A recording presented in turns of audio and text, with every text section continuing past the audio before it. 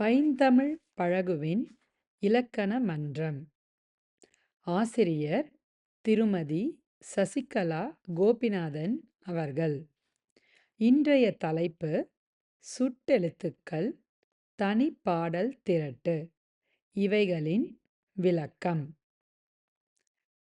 இன்றைய வகுப்பில் கலந்து கொள்ள வந்திருக்கும் அனைவருக்கும் வணக்கம்.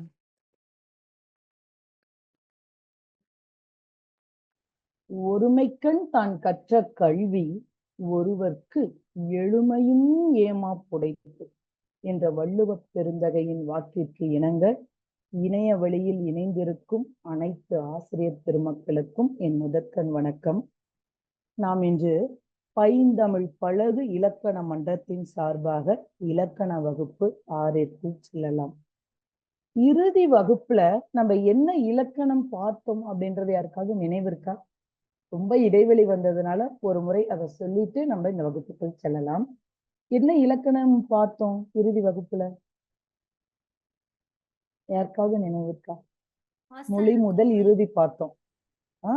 ஆசாரக்கோவை ஆசாரக்கோவை இலக்கியத்துல பார்த்தோம். இலக்கணம் மொழி முதல் இறுதி எழுத்துகள்ல முதல் வகுப்புல பார்த்தோம்னா மொழி முதல் எழுத்துகள், முதல்ல வராத எழுத்துகள் பார்த்தோம்.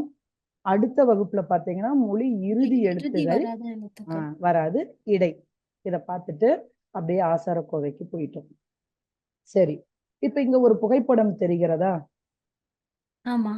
இந்த புகைப்படத்துக்கும் நம்ம இன்னைக்கு பார்க்கிற இலக்கணத்திற்கும் ஒரு தொடர்பு உண்டு. இதுல அந்த புகைப்படத்துல ஒரு விரல் மட்டும் ஒரு சுட்டி காட்டுவது போல இருக்கு. இந்த விரலுக்கு நம்ம என்ன பேருன்னு சொல்லுவோம்? என்ன நம்ம இந்த விரல்? ஆள்காட்டி விரல், சுட்டு விரல்னு சொல்லுவோம். நம்ம 5 விரலுக்குமே பேர் வச்சிருவோம். சரிங்களா? எப்பவுமே ஒவ்வொருத்தரும் ஒவ்வொரு வழக்கமா சொல்லுவாங்க. சுண்டு விரல்னு சொல்லுவோம், அடுத்து மோதிர விரல்னு சொல்லுவோம், நடுவிரல்னு சொல்லுவோம், ஆள்காட்டி விரல் அல்லது சுட்டு விரல்னு சொல்லுவோம், இது கட்டை விரல்னு சொல்லுவோம். அப்ப 5 விரலுக்குமே ஒவ்வொரு பெயரிட்டு வழங்குறோம். இப்ப இங்க இந்த புகைப்படத்துல இந்த சுட்டு விரல் ஏதோ ஒண்ணு சுட்டி காட்டுவது போல இருக்கு. அது எதுவா வேணாலும் இருக்கலாம். அங்கு, இங்கு, அது, இது ஏதோ ஒண்ணு சுட்டி காட்டுது. அதே போலதான் நம்ம இன்னைக்கு பார்க்க இருக்கின்ற இலக்கணம் என்ன அப்படின்னா சுட்டு எழுத்துகள். எந்த எழுத்துகள் ஒரு பொருளை சுட்டி காட்டும் அப்படின்னு நம்ம இன்னைக்கு தெரிஞ்சுக்க இருக்கோம். சுட்டி எழுத்துகள். இப்ப இந்த சொற்கள்லாம் நம்ம படித்து பாருங்களேன். அவன், அவள், அவர், அது, அவ்வீடு. இங்க பாருங்க, இவன், இவள், இவர், இது, இவ்வண்டி. இப்ப இந்த சொற்கள் எல்லாமே ஏதோ ஒரு பொருளை சுட்டி காட்டுவது போல இருக்கா? இந்த சொற்களை நம்ம பார்க்கும் பொழுதும் படிக்கும் பொழுதும் ஏதோ ஒண்ணு சுட்டி காட்டுவது போல இருக்கு. அப்ப இந்த சொற்களை சுட்டு சொற்களாகவும் மாத்துவதற்கு இங்க பயன்படுகின்ற எழுத்துகள் எதுவா இருக்கும்? நீங்க சொல்லுங்களேன். இதுல இப்ப உங்களுக்கு இதை பார்க்கும் பொழுது என்ன எழுத்த எடுத்துட்டா அது சுட்டு எழுத்து சொற்களா இருக்காது? ஆமா. இப்ப இந்த அவன், அவள், இவன், இவர், இதுல இந்த ஆ இ இதை எடுத்துட்டோம்னா பாருங்களேன், இது சுட்டு சொல்ல இல்ல. வன், வள் இல்ல. இப்ப இங்க இந்த சொற்களை சுட்டா மாற்றுவது எது அப்படின்னா இந்த ஆ இ தான். இத நம்ம சுட்டு எழுத்துகள் அப்படின்னு சொல்லுவோம். இந்த சுட்டு எழுத்து அப்படின்னா என்னன்னா ஒன்றை சுட்டி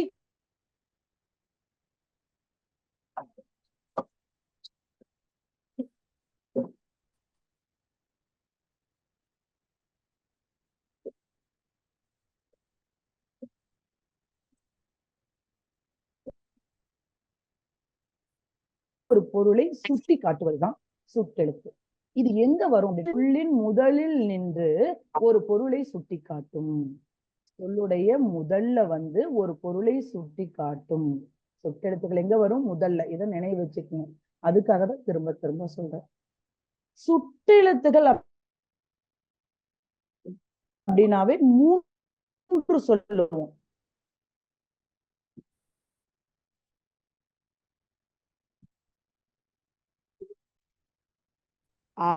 ஆ, இ ஓ. சுட்டெழுத்து 3 சுட்டு ஈ சொல்லும் பொழுது தூரம் தொலைவில் இருக்கும் பொழுது நம்ம ஆவ பயன்படுத்துறோம். இவன் ஈய அருகில் இருப்பதற்கு பயன்படுத்துறோம். அப்போ ஊ எங்க பயன்பட்டிருக்கோம் அப்படின்னா தொலைவிலும் இல்லாமல் அருகிலும் இல்லாமல் இடைப்பட்ட எழுத்தை குறிப்பதற்கு இடைப்பட்ட தொலைவை குறிப்பதற்கு ஊ பயன்படுத்திக்கிட்டு இருந்தாங்க. உது உவன். இப்ப உப்பக்கம் அப்படின்னா முதுகு பக்கம் அப்படின்னு நம்ம சொல்ல ஆரம்பிச்சிடறோம். ஆனா இந்த உது உவன் அப்படின்றது இடைப்பட்ட தூரத்துல முன்னாடி பயன்படுத்திக்கிட்டு இருந்தாங்க. ஆனா இப்ப நம்ம என்ன பண்றோம், கொஞ்சம் தொலைவுல சொல்றதையே நம்ம என்ன பண்ணிடுறோம், அதுன்னு சொல்லிடுறோம், ஆவ பயன்படுத்திடுறோம். இப்படி ஆவ பயன்படுத்திக்கிட்டே இருந்ததுனால ஊ வழக்குழிந்து விட்டது. ஊவை யாருமே பயன்படுத்தாதனால இதை நம்ம இப்ப என்ன தெரியுமா பண்றோம், முன்னிலை பெயரா மாத்திட்டோம். உன்னுடையது நம்ம முன்னாடி இருக்கிறவர்களை சொல்றதுக்கு நம்ம இப்ப எல்லாருமே ஊவை பயன்படுத்துறதுனால இது சுட்டெழுத்து அப்படின்றதையே நம்ம நினைவுல வரதே இல்லை, மறந்துட்டோம், வழக்கொழிந்து விட்டது. இப்ப சுட்டு சொற்களை பயன்படுத்துறதுக்கு இப்ப ஆ ஈய தான் நம்ம பயன்படுத்திட்டு இருக்கோம். ஆனால் சுட்டு அப்படின்னாவே 3 தான், ஆ இ ஓ. நம்ம பயன்படுத்தல அப்படின்றதுனால இலக்கணத்துல இருந்து எடுக்க முடியாது இல்லையா? அதனால சுட்டெழுத்துகள் என்றால் ஆ இ ஓ. இந்த ஊ என்பது தற்போது வழக்கில் இல்லை. நம்ம இப்ப பயன்படுத்துவது ஆவும் ஈயும் தான். இருந்தாலும் நல்லா நினைவு வச்சுக்கணும், சுட்டெழுத்துக்கள்னா 3 தான். சரி, சுட்டெழுத்துக்கள் 3ன்னு சொல்லிட்டீங்க, இது எப்படி வகைப்படுத்துவீங்க, அதோடைய உட்பிரிவு எப்படி இருக்கும் அப்படின்னு பாத்தீங்கன்னா இந்த சுட்டெழுத்துக்களை 2 வகையா பிரிக்கிறாங்க. வகைனா 2, இதை நம்ம தொலைவின் அடிப்படையில் மேலும் 2ஆ நம்ம பாகுபடுத்துவோம். முதல்ல வகையை பார்த்துருவோம். சுட்டெழுத்தின் வகை அப்படின்னா 2, ஒன்று அகச்சுட்டு, மற்றொன்று புறச்சுட்டு. அகம் புறம்.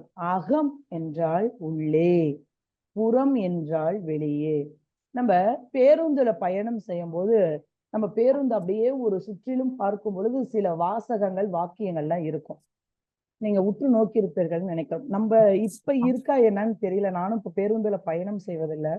நம்ம அப்படியே எங்க போனாலும் வண்டி எடுத்துட்டு போயிடுறதுனால அந்த அந்த பாக்கியமே இப்ப கிடைக்கிறது இல்லை. ஆனா நான் இளமை பருவத்தில் இருக்கும்போது பள்ளி செல்லும் பொழுதும் பேருந்துல தான் போவோம். அப்ப நம்ம அப்படியே சுத்தி பார்க்கும் பொழுது தெரியும், நம்ம ஓட்டுநருடைய இருக்கைக்கு பின்னாடி ஒரு பலகை மாதிரி வச்சிருப்பாங்க, அங்க ஒரு திருக்குறள் இடம்பெற்று இருக்கும். அப்புறம் நம்ம பார்த்தோம்னா மகளிர் மட்டும் அப்படின்னு ஒரு புறம் எழுதியிருப்பாங்க, பெண்கள் மட்டும் அல்லது உடல் ஊனமற்றோர் அமரும் இருக்கை. ஒரு புறம் பார்த்தோம்னா அதாவது நம்ம அந்த சாளரம் சன்னல்னு சொல்லுவோம் இல்லைங்களா, அதோடைய பக்கத்துல பாத்தீங்கன்னா ஒரு வாக்கியம் எழுதியிருக்கும். எனக்கு எவ்வளவு நாளா புரியவே புரியாது. கரம் சிரம் புறம் நீத்தாதீர். நம்ம படிச்சிருப்போம், ஆனா இது என்னடா ரைமிங் வேர்ட்ஸ் இருக்கே, அதான் இயைபு சொற்கள், ஒத்த ஓசை சொற்களா இருக்கே அப்படின்னு சொல்லிட்டு நம்ம அதை பெரும்பாலும் கண்டுக்க மாட்டோம், அப்படியே விட்டுருவோம். ஆனா அது சில நாட்களுக்கு அப்புறம் நான் யோசிச்சேன், கரம் எவ்வளவு அழகா சொல்லிட்டாங்க பாருங்க. அப்படியே அந்த ஒரு வாக்கியத்தை அப்படியே சொல்லிட்டு போயிருவாங்க. கரம், கரம்னா கை, சிரம் தலை, புறம் வெளியில நீட்டாதீங்க. அதுதான் அந்த வாக்கியத்துடைய ஒரு கரம் சிரம் புறம் நீட்டாதே. அப்ப இந்த இடத்துல புறம் அப்படின்னா வெளியே. அப்ப பாருங்க, நம்ம பழகுன்ற இடம் தான், தினம்தோறும் பழக்கத்தில் இருக்கின்ற இடத்திலேயே நம்ம நிறைய வார்த்தைகளை கத்துக்கிறோம். எல்லாரும் எல்லாமே தெரிஞ்சிருக்க மாட்டோம். ஏன்னா இதுக்கு முன்னாடியே சொல்லியிருக்கீங்களா, தமிழ்ன்றது ஒரு கடல் போல, கற்றது கைமண் அளவுதான், கல்லாதது உலகளவு இருக்கு. எல்லாரும் எல்லாம் தெரிஞ்சவங்களா இருக்கவே முடியாது. அப்ப நம்மளுக்கு எப்ப இதெல்லாம் கத்துக்க தோணும்னா ஒவ்வொரு இடத்துலயும் நம்ம சில வார்த்தைகளை கத்துக்கொண்டே இருப்போம். அது நம்ம இறக்கும் தருவாய் வரைக்கும் கூட ஏதோ ஒரு செயலை அல்லது ஒரு மனிதருடைய அந்த குண அதிசயத்தை கூட நம்ம கத்துப்போம். அது குழந்தைகள் முதற்கொண்டு பெரியவர்கள் வரைக்கும் இயல்பான உரித்தான ஒன்றுதான். அப்படி இந்த இடத்துல அகம் அப்படின்னா உள்ளே, புறம் என்றால் வெளியே. இங்க அந்த சுட்டுகளை 2 வகையா பிரிக்கிறாங்க. ஒண்ணு அகச்சுட்டு, இன்னொன்னு புறச்சுட்டு.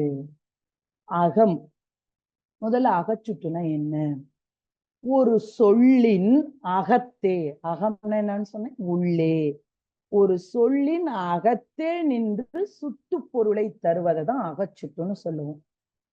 ஒரு சொற்கள் இருக்கு இங்க அகச்சுட்டு. இப்ப இவன், அவன், இது அது. இது ஒரு சொல்.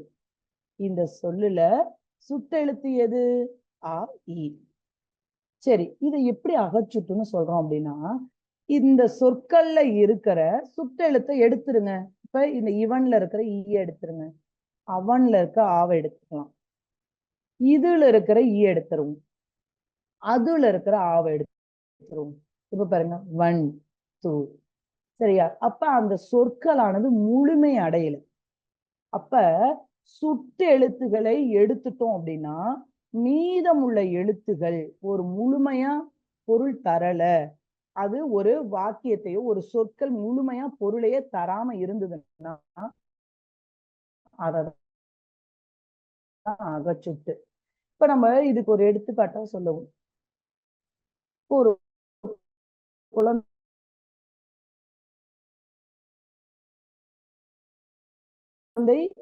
பரீட்சைக்கு போறாங்க அப்படின்னா அந்த குழந்தைக்கு நம்ம அந்த இடத்துல இருந்து இதெல்லாம் செய்யுமா, இதெல்லாம் வரும், இதெல்லாம் நீ எழுதணும், இப்படிதான் வினா போதும் அப்படின்னா நம்மளுடைய பங்களிப்பு புறத்துல மட்டும் நம்ம இருந்தா போதும்.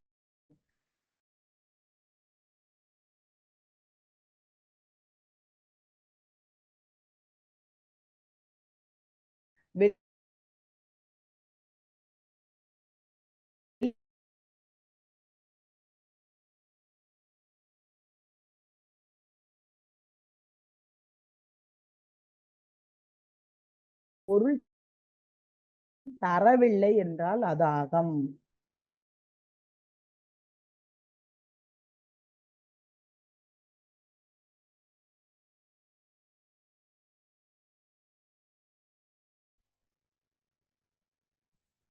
சார் கேக்குதுங்களா நான் பேசுறது?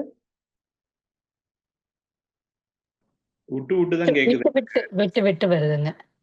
விட்டு விட்டு வருதுங்களா? இன்ன வரைக்கும் நல்லா வருங்க. இப்ப கேக்குதுங்களாங்க ஐயா? இப்ப கேக்குதுமா. ஆனா இதுக்கு முன்னாடி பேசினது நிறைய விடுபட்டு. கேட்கலைங்களா?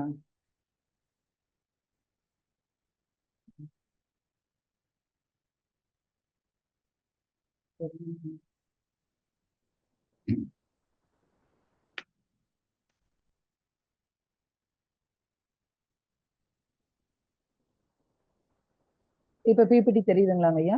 தெரியுது.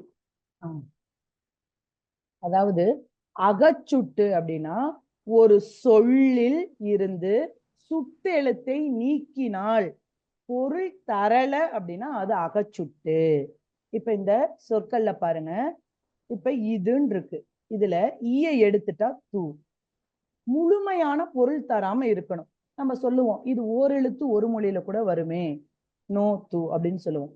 அதாவது ஓரெழுத்து ஒரு மொழி சொற்கள் தனி. நம்ம ஒரு இயல்பா ஒரு சொற்களை பயன்படுத்தும் பொழுது அந்த எழுத்துக்கள்ல இருந்து இப்ப சுட்டெழுத்துகள் நம்ம பயன்படுத்துறோம். அவன், இவன், அது, இது, அம்மலை, இம்மலை, இப்படி நிறைய சொல்லலாம் நம்ம சுட்டெழுத்துக்களை வைத்து.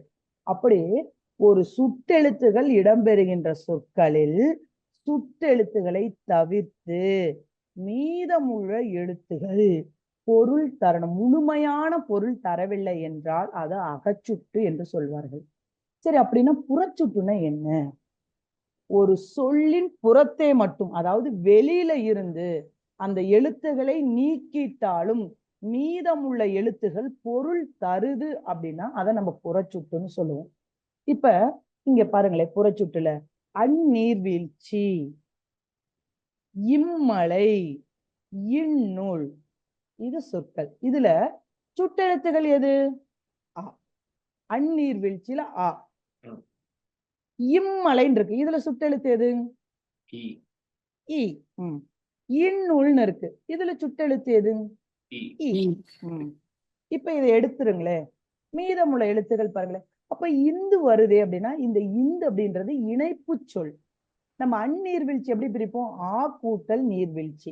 இதை சேர்த்து எழுதும் பொழுது வல்லினம் மிகும் மிகா இடங்கள் நம்ம பார்க்கும் பொழுது உங்களுக்கு நினைவு வரும். சுட்டெழுத்துகள் ஒரு சொல்லோட இணையும் பொழுது என்ன பண்ணும் அப்படின்னா வல்லினம் மிகும்னு நம்ம பார்ப்போம். சுட்டெழுத்துகள் பார்க்கும் பொழுது, இப்ப நான் ஏன் இதை சொல்றேன் அப்படின்னா நம்ம வல்லினம் மிகும் மிகா இடங்கள் பார்க்கும் பொழுது இது ஒரு கருத்து அங்க வரும், அதுக்காக சொல்றேன். அதாவது சுட்டு எழுத்துகளை இணைப்பதற்கு வருகின்ற இணைப்பு சொற்களாக தான் இந்த இந்து, இம் இதெல்லாம் வரும். இப்ப அந்நீர்வீழ்ச்சி எப்படி பிரிப்போம்னா ஆ கூட்டல் நீர்வீழ்ச்சி. இந்த ஆ அப்படின்றது சுட்டெழுத்து. இப்ப பாருங்க, இந்த ஆவை நீக்கிட்டோம் அப்படின்னா நீர்வீழ்ச்சி, இது ஒரு பொருள் தரும். அதாவது ஒரு அருவியில் மேலிருந்து கீழ் நீர் வீழ்கிறதா நம்ம நீர்வீழ்ச்சின்னு சொல்லுவோம். இங்க பாருங்க, ஈ எடுத்துருங்க, மழை, ஒரு முகட சொல்லுது. இங்க பாருங்க, ஈ எடுத்துட்டா நூல். அப்ப மீதமுள்ள எழுத்துகள் ஒரு பொருளை தருகிறது. இது புறச்சுட்டுன்னு சொல்லுவோம். அகச்சுட்டு, புறச்சுட்டு. அகச்சுட்டு அப்படின்னா சுட்டெழுத்துக்களை ஒரு சொற்களிலிருந்து நீக்கிட்டோம்னா மீதமுள்ள எழுத்துகள் பொருள் தரல அப்படின்னா அது அகம். மீதமுள்ள எழுத்துகள் ஒரு முழுமையான பொருளை தந்தது அப்படின்னா அது புறம்னு சொல்லுவோம். இது வகை. இப்ப தொலைவின் அடிப்படையில் மேலும் இரண்டா இதை பிரிக்கிறாங்க. எனக்கு ஒரே ஒரு சந்தேகம். சொல்லுங்க. அகச்சுட்டு புறச்சுட்டுல நீங்க ம். புறச்சுட்டு சொன்ன மாதிரி இந்த நம்ம சுட்டெழுத்தை எடுத்துட்டோம்னா பொருள் தருது. ஆனா அது ஒரு பொதுவான பொருளை தானே கொடுக்குது. ஆமா, பொதுவா ஒரு பொருளை தரும். அது பரவாயில்லைங்களா? பொதுவாதான் தரணும். இப்ப நீங்க அந்த இடத்துல சுட்டெழுத்துக்களை போட்டீங்கன்னா நம்ம ஏதோ ஒண்ணு குறிக்கிற மாதிரி ஆயிரும். நம்ம குறிக்கிறோம். இப்ப நம்ம கையை காட்டி சொல்றோம், அதோ பாருங்க அந்த பையன் அப்படின்னு சொல்றோம், அப்பையன் அப்படின்னு சொல்றோம். அப்ப அந்த இடத்துல ஆதான் சுட்டெழுத்து. அந்த சுட்டெழுத்தை நீக்கிட்டா அது பொது சொற்கள். பையன் அது ஒரு மாணவனையோ அல்லது ஒரு மனிதனையோ அது குறிக்குது. அப்படி பொதுவா பொருள் தரணும் நமக்கு. அது பொது பொருளாவும் இருக்கலாம். சரிங்களா? இது சுட்டெழுத்துக்கள்னா என்னன்னா நம்ம சுட்டி காட்டுறோம். அந்த இடத்துல சுட்டெழுத்துக்களை நீக்கிட்டோம் அப்படின்னா மீதி இருக்கிறது பொருளை தராது. அப்படி தரல அப்படின்னா அது அகச்சுட்டுன்னு நம்ம சொல்லிடுறோம். இப்ப அவன் அப்படின்னு இருக்கோம், அந்த ஆவ நீக்கிட்ட வன். அப்ப அந்த வன்றத முடிவே அடையல. வன்மை அப்படின்னா திண்மை, அதாவது வலிமைன்னு அர்த்தம். அந்த இடத்துல நம்மளுக்கு ஒரு குழப்பத்தை ஏற்படுத்தி சந்தேகத்தை ஏற்படுத்துது இல்லைங்களா? அப்ப அந்த இடத்துல பொருள் முற்று பெறலேன்னு அர்த்தம். இப்ப ஆனா மலை அப்படின்னு நம்ம சொல்லும் போது பொதுவா எந்த மலையை வேணாலும் சொல்லலாம். கொல்லிமலை சொல்லலாம், சேர்வராயன் மலை சொல்லலாம், இமயமலை சொல்லலாம். பொதுவா ஒரு பொருளை குறிக்குது. அப்ப ஒரு பொருள் முழுமையை நம்ம மலைங்கும் போது ஒரு மலையை சொல்லுது அப்படின்னு நம்ம தெரிஞ்சுக்கலாம். இப்ப வன் அப்படின்னா வன்னுன்னு எதை சொல்லுது? வன் சொற்களை சொல்லுதா? வன்னுனா என்ன? வல்னா என்ன? தூணை என்ன? இப்ப ஓரெழுத்து ஒரு மொழி சொல்றதா? ஓரெழுத்து ஒரு மொழி படிச்சவங்களுக்கு தெரியும், படிக்காதவங்களுக்கு எப்படி தெரியும்? அப்ப முழுமையான பொருளை தரல அந்த இடத்துல. அப்ப அகச்சுட்டு அப்படிங்கும்போது அந்த இடத்துல அதே அது வரும் பொழுது சுட்டி காட்டுறான், அப்ப அது சுட்டி சொல் அப்படின்னு நமக்கு ஒரு பொருளை தருகிறது. அப்ப அகம் என்றால் சுட்டெழுத்தை நீக்கினா பொருள் தரல அப்படின்னா அது அகம், அது முழுமையான பொருள் தரல. அதே புறம் என்றால் சுட்டெழுத்தை நீக்கினாலும் மீதமுள்ள எழுத்துகள் ஏதாவது ஒரு பொருளை குறிக்குது அப்படின்னா அது புறச்சுட்டு. அடுத்து பாருங்க, அண்மை சுட்டு. இப்ப இந்த ஆ ஈயே அருகில் உள்ள பொருட்களை குறிக்க நம்ம எந்த எழுத்தை பயன்படுத்துவோம்? தொலைவில் உள்ள பொருட்களை குறிக்கும் பொழுது அப்ப நம்ம எந்த எழுத்தை பயன்படுத்துவோம்? அந்த அடிப்படையில 2 வகைப்படுத்துறாங்க. என்ன அப்படின்னு பாத்தீங்கன்னா, அண்மைனா அருகில்னு அர்த்தம். இப்ப நம்ம அருகில் இருக்கும் பொழுது என்ன எழுத்தை பயன்படுத்துவோம் அப்படின்னு பாத்தீங்கன்னா, நம்மளே சொல்லி பார்க்கலாம். இந்த பொருளை எடு, இவன்னா என் பக்கத்துல இருக்கிறவன். இது இப்ப ஒரு நாய்க்குட்டிங்க இருக்குது, இது அங்க கொண்டு போய் கட்டுங்க அப்படின்னு நம்ம சொல்லுவோம். அப்ப இவன், இது, இவை, இம்மரம், இவ்வீடு. இப்ப ஈய பயன்படுத்தும் போது பாருங்க, அருகில் இருக்கின்ற பொருளை சுட்டுவதற்காக நம்ம பயன்படுத்தும் எழுத்து எது அப்படின்னா ஈ. அருகில், அதாவது அண்மை சுட்டுக்குரிய எழுத்து எது அப்படின்னா ஈ.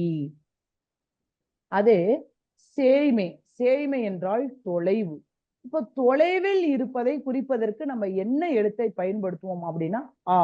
சுட்டு எழுத்துக்கள்ல நான் சொல்றேன், தொலைவில் உள்ள சொற்களை குறிக்க பயன்படுத்தும் எழுத்து அப்படின்னு பாத்தீங்கன்னா ஆவ பயன்படுத்தும். ஆ அப்படின்ற எழுத்து தான் பயன்படுத்தும். ஏன் அப்படின்னா அது, அவன், அவ அப்படின்னு நம்ம சொல்லும் போது ஆவதான் பயன்படுத்தும். தொலைவுக்கு பயன்படுகின்ற சுட்டெழுத்து எது அப்படின்னா ஆ. இப்ப பாருங்க, அண்மையில் எது, தொலைவில் எது. ஆனா சுட்டின் வகை அப்படின்னா 2 தான். அது அகச்சுட்டு, புறச்சுட்டு தான். சுட்டெழுத்துக்களை நீக்கிட்டால் மீதமுள்ள எழுத்துகள் பொருள் தரல அப்படின்னா அது அகம். சுட்டெழுத்துக்களை நீக்கினாலும் மீதமுள்ள எழுத்துகள் பொருள் தந்தா அது புறம்னு சொல்லுவோம். சுட்டு வகை அப்படின்னா 2 தான். ஆனா இந்த சுட்டு எழுத்துக்களை தொலைவின் அடிப்படையில் நாம மேலும் 2ஆ பங்கிடுறோம். என்ன அப்படின்னா அண்மை சுட்டு, சேய்மை சுட்டு. அண்மை என்றால் அருகில், சேய்மை என்றால் தொலைவில். அருகில் இருக்கின்ற பொருளை சுட்டுவதற்கு பயன்படும் எழுத்து ஈ. சேய்மை தொலைவில் இருப்பதை குறிக்க பயன்படுத்தும் எழுத்து ஆ. அவன், அவர், அது, அவை, அம்மரம், அவ்வீடு. அதை இவ்வீடுன்னு இந்த இடத்துல சொல்லிட்டோம்னா அருகில் வந்துடும். அப்ப வித்தியாசத்தை நம்ம தெரிஞ்சுக்கணும். அப்ப அண்மை அப்படின்னா என்ன, சேய்மை அப்படின்னா என்ன, அதை நம்ம தெரிஞ்சுக்கணும். அண்மை என்றால் அருகில், சேய்மை என்றால் தொலைவில். சரி, இப்ப சுட்டு திரிபு அப்படின்னு சொல்லுவாங்க. அது என்ன திரிபு? திரிதல் என்றால் மாற்றம் பெறுதல்னு அர்த்தம். மாறி வழங்குதல் அப்படின்னு அர்த்தம். இங்க சுட்டு எழுத்துகள் அப்படின்னா இப்ப நம்ம வழக்கத்துல இருப்பது அ, இ. உ என்பது இப்ப நம்ம பயன்படுத்துறது இல்லை. முன்னிலைக்கு நம்ம அதை பயன்படுத்திடுறோம். முன்னிலையில் இருக்கிறவங்களை சொல்வதற்காக முன்னிலை உரிமைக்கு நம்ம பயன்படுத்திடுறோம். உன், உன், உன் கையில், உனது புத்தகம் அப்படி நம்ம போயிடுறோம். ஆனா இப்ப நம்ம பயன்படுத்துவது ஆ, ஈ தான் இப்ப வழக்கில் இருக்கிறது சுட்டெழுத்துக்கள்ல. இந்த ஆ, இ ஆகிய சுட்டெழுத்துகள் திரிந்து, திரிதல் என்றால் மாற்றம் பெறுதல். திரிந்து அந்த, இந்த இப்படி வந்து ஒரு சுட்டு பொருளை தரும். அப்பக்கம் அப்படின்றத அந்த பக்கம், அதுவும் அந்த, இந்த என்று மாறி வழங்கினாலும் அது சுட்டெழுத்து வகையில தான் வரும். ஆனா அதை நம்ம சுட்டு திரிபு என்று சொல்லுவோம். அவ்வளவு முடியும். அந்த, இந்த. இப்ப ஆ, இ என்பத அந்த, இந்த என்று மாறி வழங்குதலுக்கு பேருதான் சுட்டு திரிவு. நம்ம இப்ப அப்பக்கம் அப்படின்னு வரத அந்த பக்கம் போய்ப்பாரு, அப்பக்கம் போய்ப்பார் அப்படின்னு சொல்றதை விட அந்த பக்கம் போய்ப்பார் அப்படின்னு இப்ப நம்ம அதிகம் பயன்படுத்துறோம். இருந்தாலும் இந்த இடத்துல நம்ம குழம்பிக்க கூடாது. அப்பக்கம் தானே புறச்சுட்டு, அந்த பக்கம்னு வருது, அப்ப இது சுட்டெழுத்தா, இது சுட்டுல அடங்குமா அப்படின்னா கண்டிப்பா அடங்கும். அததான் நம்ம சுட்டு திரிவு அப்படின்னு மாற்றி அமைத்திருக்கோம். இது ஒரு இலக்கண முறையாகவே சொல்றாங்க நன்னூலர். அதாவது சுட்டு திரிபாக அந்த சொற்கள் வந்தாலும் அது சுட்டின் வகைகள்ல தான், அதாவது ஒரு பொருளை சுட்டி காட்டதான் இது பயன்படுது. அதனாலதான் இதை சுட்டு திரிவு, திரிதல் என்றால் மாற்றம் பெறுதல் அப்படின்னு அர்த்தம். இதுவும் சுட்டெழுத்து தான் அப்படின்னு சொல்றாரு. இப்ப இங்க பாருங்க, பெரும்பாலும் புறச்சுட்டு தான் சுட்டு திரிபா நம்ம மாத்த முடியும். இப்ப அம்மரம் அததான் நம்ம அந்த மரம் அப்படின்னு மாத்த முடியும். இவ்வீடு இததான் நம்ம இந்த வீடு அப்படின்னு சொல்லுவோம். திரிதல் என்றால் மாற்றம் பெறுதல். மாற்றம் பெற்று வழங்கினாலும் அது சுட்டுதான். ஒன்று பொருளை சுட்டி காட்டதான் பயன்படுது. இங்க பாருங்க, இப்பள்ளி, இந்த பள்ளி. அப்ப இப்பள்ளி என்று வழங்கினாலும் இந்த பள்ளி அப்படின்னு சொன்னாலும் ஒன்றுதான். இதுல நம்மளுக்கு இது சுட்டா, இது சுட்டு சொற்கள் தானா அப்படின்னு சந்தேகமே தேவையில்லை. இது சுட்டு திரிபு சொற்கள், இதுவும் பயன்படுத்தலாம். அப்ப சுட்டெழுத்துகள்னா 3. ஆ, இ, உ இப்ப வழக்கில் இல்லை. ஆ, ஈ தான் பயன்படுத்துறோம். அந்த சுட்டு வகை அப்படின்னு பாத்தீங்கன்னா அகச்சுட்டு, புறச்சுட்டு 2 வகை தான்.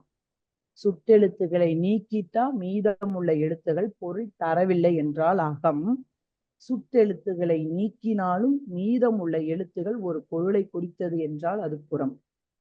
தொலைவின் அடிப்படையில் மேலும் 2 வகையாக பங்கிடுகிறார்கள். என்னன்னா அண்மை, சேய்மை. அண்மை என்றால் அருகில், சேய்மை என்றால் தொலைவில். அருகில் உள்ள பொருட்களை குறிக்க பயன்படுத்தும் எழுத்துக்களை தான் அண்மைன்னு சொல்லுவோம். இ, இது, இவை, இந்த அப்படின்னு சொல்லுவோம். சேய்மையில் உள்ள பொருளை குறிப்பதற்கு பயன்படுவது ஆ, அது, அவை, அம்மரம், அப்பையன் இப்படி நம்ம சொல்லலாம். அப்ப சுட்டு திரிவுனா என்ன? சுட்டு எழுத்துகள் மாற்றம் பெற்று, அதாவது திரிந்து வழங்குதல் தான் சுட்டு திரிவுன்னு சொல்லுவோம். அப்பையன் அப்படின்றத அந்த பையன்னு திரிந்து வழங்கினாலும் தவறில்லை. இததான் பெயர் சுட்டு திரிவுன்னு பெயரிட்டிருக்கிறாரு. சரிங்களா? இது சுட்டெழுத்துகளுடைய வகை. இது உங்களுடைய அந்த மன வரைபடம். சுட்டெழுத்துகள்னா என்ன, என்னென்ன சுட்டு எழுத்துகள் ஆ இ ஊ, அதோடைய வகை, மேலும் தொலைவின் அடிப்படையில் எப்படி வகைப்படுத்துறோம், சுட்டு திரிவுனா என்ன, இது உங்களுடைய மைண்ட் மேப்னு சொல்லுவோம் இல்லைங்களா, மன வரைபடம். அடுத்து தனிப்பாடல் திரட்டு. அம்மா ஒரே ஒரு கேள்வி சொல்லுங்க ஐயா. ஒரு தெரிஞ்சுக்கிறதுக்காக இப்ப இந்த சொல்லுங்க. ஆ இ வந்து ம், சுற்றெழுத்து இருக்கு, ஊ வந்து வழக்கொலின் திருத்துன்னு சொன்னீங்கல்ல, ம், ம். அதுக்கு ஏதாவது எடுத்துக்காட்டு இருக்கா? உவன், உது, இதை யார சொல்லுவோம் அப்படின்னு பாத்தீங்கன்னா, இப்ப 2 பேர் பேசிக்கிட்டு இருக்கிறோம். நானும் என்னுடைய முன்னிலையில இருக்கிறவரும், அதாவது பேசுபவர் கேட்பவர், எனக்கு முன்னாடி இருக்கிறவங்க 2 பேர் இப்ப பேசிட்டு இருக்கிறோம்னு வைங்க. இப்ப என் பக்கத்துல ஒருத்தர் நின்னு கேட்டுட்டு இருக்கிறாங்கன்னு வைங்க, என்னுடைய பக்கத்தில். அவங்கள வந்து இவன் தான் பாக்குறேன், ரொம்ப நல்ல பையன், இவனுக்கு ஏதாவது வேலை இருந்தா போட்டு கொடு அப்படின்னு நான் சொல்றேன். அப்ப வந்து ஈய நான் பயன்படுத்திடுறேன். ஆனா கேட்பவர் இருக்காங்க இல்லைங்களா, அவங்க பக்கத்துல ஒருத்தர் நின்னுட்டு இருந்தா அவங்கள சொல்வதற்கு நம்ம உவன் பயன்படுத்தலாம். அது தவறு இல்லை. அதாவது கேட்பவருக்கு அருகில் இருப்பவரை சொல்லும் பொழுது ஊ பயன்படுத்தலாம். உவன், உது அப்படின்னு நம்ம பயன்படுத்தலாம். இது என்ன எளிமையா சொல்லணும் அப்படின்னா, தொலைவிலும் இல்லாம, அதாவது அருகிலும் தொலைவிலும் இல்லாம இடைப்பட்ட தூரத்தில் இருக்கின்ற பொருளையோ மனிதர்களையோ சுட்டுவதற்கு ஊ பயன்படுத்தலாம். அப்ப பயன்படுத்திட்டு தான் இருந்தாங்க உது உவன்ட்டு.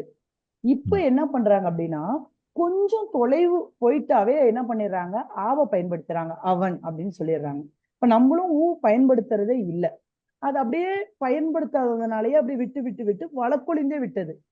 அது இப்ப யாரும் அது பயன்படுத்த உது உவன்னா நம்ம தெரியாமயே போயிருது. அப்ப நம்ம இதெல்லாம் பிரிச்சிருப்பாங்க. நம்ம தன்மை, முன்னிலை, படர்க்கை அப்படி ஒரு நம்ம இடம் பயன்படுத்துவோம். இடத்தை சொல்லும் பொழுது இடத்துக்குன்னு இலக்கணம் இருக்கு. நம்ம திணை, பால், இடம் இதெல்லாம் இருக்கு. காலம் இதெல்லாம் நம்ம ஒரு நாள் இலக்கணம் பார்ப்போம். அப்ப இடம் அப்படின்னா தன்மை, முன்னிலை, படர்க்கைன்னு சொல்லுவோம். தன்மை அப்படின்னா தன்னை பற்றி சொல்வது. முன்னிலைனா எனக்கு முன்னாடி இருக்கிறவங்கள சொல்லுவோம். படர்க்கைனா என்னையும் அவனையும் விட்டுட்டு மீதம் உள்ளவர்களை சொல்வோம். இது நம்ம இலக்கண விதிப்படி பிரிச்சிருக்கோம். தன்மைனா என்ன, முன்னிலைனா என்ன, அப்ப அதுக்கு சான்றுகள் கொடுப்பாங்க. அப்படியே நம்ம முன்னிலையில இருக்கிறவங்களுக்கு அருகில் இருக்கிறவங்களை பயன்படுத்துறதுக்கும் ஊ பயன்படுத்தணும். அது தவறே இல்லை. அப்படிதான் பயன்படுத்திட்டு இருந்தாங்க. இப்ப நம்ம என்ன பண்ணிட்டோம் அப்படின்னா, ஊ பயன்படுத்துறதே இல்லை. இப்ப நம்மளே பாருங்களேன், பக்கத்துல இருந்தா இதுன்றோம், தூரத்துல இருந்தா அது, அவ்வளவுதான். இந்த வீடு அந்த வீடு, இடையில நம்ம சொல்றதே இல்லை. ஊ பயன்படுத்துறதே இல்லாதனால அப்படியே பயன்படுத்தாம வளப்புழிஞ்சே போய்விட்டது. இப்போ ஊ சொல்லும்போது உது, உவன், ஊப்பக்கம் இதெல்லாம் நம்ம சொல்லலாம். அதே மாதிரி தான் வரணும். ஈ ஊ எப்படி, அதாவது ஆ இ எப்படி பயன்படுத்துறோமோ அதே மெத்தட்ல தான் இருக்கும். அப்படிதான். அதேதான். ஆமா ஊவும். ஆனா இப்ப நம்ம பயன்படுத்துறது இல்ல. அதுதான். தெரிஞ்சுக்கிட்டேன். நன்றி. சரிங்க, எனக்கு தெரிஞ்சுக்கிறது நல்லது. இப்ப தனிப்பாடல் திரட்டு. இது என்ன தனிப்பாடல் திரட்டு? சொல்லுங்க. உட்பக்கம் அப்படிங்கிறது வந்து இன்னைக்கு நம்ம வழக்கத்துல இருக்கும். இது வந்து உள்ள பக்கம், உட்பக்கம். உள்பக்கம்னு சொல்லலாம். ஆனா உட்பக்கம்னா முதுகு பக்கம் அப்படின்றது உண்மையான பொருள். முதுகு பக்கம் இருக்கிறது தான் நம்ம சொல்றோம். ஆனா இப்ப நம்ம உள்பக்கம் அப்படின்னு எடுத்துக்கிறோம் அர்த்தம். வீட்டுடைய உள்பக்கம் இருக்கிறது உட்பக்கம், வெளிப்பக்கம் அப்படின்னு நம்ம சொல்றோம். உள்பக்கத்தை தான் உட்பக்கம்னு சொல்லிடுறோம். ஆனா அதுல வர்ற ஊ வந்து இந்த நம்ம சொன்னோம் இல்லைங்களா, அதாவது முன்னிலை ஒருமைக்குதான் இப்ப நம்ம பயன்படுத்த ஆரம்பிச்சிட்டோம். இப்ப உட்பக்கம் அப்படின்றது ஆனா உண்மையான அர்த்தம் முதுகு பக்கம் தான். நம்ம இப்ப என்ன பண்றோம், உள்பக்கத்தை தான் உட்பக்கம் உட்பக்கம்னு சொல்ல ஆரம்பிச்சிட்டோம். உள்ளாடி, அதாவது உள்னா அகம், அகத்துல இருக்கிறத தான் இப்ப நம்ம உட்பக்கம்னு சொல்ல ஆரம்பிச்சோம். அது பேச்சு வழக்கம் சொல்ல ஆரம்பிச்சிட்டோம். ஆனா உட்பக்கம்னா முதுகு பக்கம், பின்னாடி அப்படின்னு நம்ம சொல்லுவோம் இல்லைங்களா. பேச்சு வழக்குல நிறைய மாறிடுச்சுங்க ஐயா. ஆனா உட்பக்கம் அப்படின்னா முதுகு பக்கத்தை தான் நம்ம சொல்லுவோம். சரிங்க. தனிப்பாடல் திரட்டு. இது என்ன தனிப்பாடல் திரட்டு அப்படின்னா, பல்வேறு காலகட்டங்கள்ல வாழ்ந்திருப்பாங்க. இப்ப நாட்டுப்புற பாடல் கேள்விப்பட்டிருக்கீங்களா? நாட்டுப்புறத்துல வந்து ஏற்றம் இறைக்கும் போது பாட்டு பாடுவாங்க, துணி துவைக்கும் போது பாட்டு பாடுவாங்க, நாற்று நடும்போது. இப்ப அங்க பாத்தீங்கன்னா தாலாட்டுல இருந்து, தாலாட்டையும் நாட்டுப்புற பாடல்னு தான் நம்ம சொல்லுவோம். தாலாட்டுல இருந்து ஒப்பாரி வரைக்கும், அதாவது பிறந்தது முதல் இறக்கின்ற வரைக்குமே நம்ம பாடல்களால பின்னி பிணைந்ததுதான் நம்ம பண்பாடு, கலாச்சாரம், பண்பாடு. அது விளையாட்டு பாடல் இருக்குது, அதே போல பெண்களுடைய சடங்கு பாடல்கள் இருக்கு, எவ்வளவோ மகிழ்ச்சி தருணம் இருக்குது, சோக தருணம் இருக்கு. எதுவா இருந்தாலும் பாடல்கள் தான் முன்னிலையில இருக்கும். நம்மளுடைய பண்பாட்டுக்கான அடிப்படையே பாடல். அப்படிதான் இருந்தும் இப்ப யாரும் தாலாட்டு பாடலே பாடுறதில்ல. இப்ப யாருமே குழந்தைகளை தூங்க வைப்பதற்கு நம்ம தாலாட்டு பாடலே பாடுறதில்ல. ரைம்ஸ் போட்டு விட்டுறோம். அப்படி இல்லைன்னா ஏதாவது ஒரு செல்போன்ல ஏதோ ஒரு படத்தையோ ஏதோ ஒண்ணு காட்டி நம்ம தூங்க வச்சிடறோம் குழந்தைங்களை. தாலாட்டோட மகிமையே தெரியாம அப்படியே போயிருச்சு. இந்த தாலாட்டு பாடல்கள்ல வாய்மொழி இலக்கியம்னு சொல்லுவோம், ஏட்டில் எழுதா கவிதைகள் அப்படின்னு சொல்லுவோம், காட்டுப்பூக்கள், இப்படி எல்லாம் நிறைய பெயரிட்டு இருக்காங்க. இது காலம் போக போக போக போக போக வழக்கொழிந்து போயிருச்சு. அதாவது யாரும் பாடாம அந்த பாடல்களை எல்லாம் மறந்துட்டாங்க. அது வாய்மொழி இலக்கியம்னா எனக்கு முன்னாடி இருக்கிறவங்க பாடி இருப்பாங்க, அதை நான் காதால கேட்டு அதை நான் பாடுவேன். அப்படிதான் வந்துகிட்டு இருந்தது வாய்மொழி இலக்கியங்கள் எல்லாமே. ஆனா இது இப்ப வர வர வர வர அழிந்து விட்டதனால இப்ப வருகின்ற ஆசிரியர்கள் என்ன பண்ணாங்க, ஆர்வலர்கள் இந்த பாடல்களை எல்லாம் தொகுக்க ஆரம்பிச்சாங்க. அதாவது ஒரு நூலாகவோ அல்லது ஒரு குறுந்தகடிலையோ இத பதிவேற்றம் செய்ய ஆரம்பிச்சாங்க. அதற்கு அப்புறம் தான் நமக்கே தெரிய வருது, ஓ இதெல்லாம் தாலாட்டு பாடல். அப்ப தாலாட்டு பாடல் பாடுவதற்கான உன்னதம் என்ன, மகத்துவம் என்ன, உறவு முறைகளுடைய வளம் என்ன, அப்ப அதை எப்படி நம்ம குழந்தைகளுக்கு கற்றுத்தரணும், மாமன் தாய் மாமன்னா யாரு, அத்தைனா யாரு, தாத்தானா யாரு, சரிங்களா, பாட்டினா யாரு. இப்ப இந்த உறவுகளை சொல்வதற்கு நம்ம தாலாட்டை பயன்படுத்தி இளம் வயதிலேயே உறவோட மகிமையை புகுத்துறோம். அப்ப இதெல்லாம் இப்ப வர வர வர வழக்கொழிந்தே போயிருச்சு. அப்ப வருகின்ற ஆர்வலர்கள் இதெல்லாம் தொகுத்து ஒரு நூலா வெளியிடுறாங்க இல்லைங்களா. இப்ப நீங்க எடுத்தீங்கன்னா தாலாட்டு பாடல், இப்ப நாட்டுப்புற இயல் ஆய்வுன்னு ஒரு புத்தகம் இப்ப சு. சக்திவேல் எழுதியிருக்கிறாரு அப்படின்னா, அந்த நூல்ல இருக்கிற பாடல் அவர் எழுதுனது அல்ல, அவர் தொகுத்தாரு.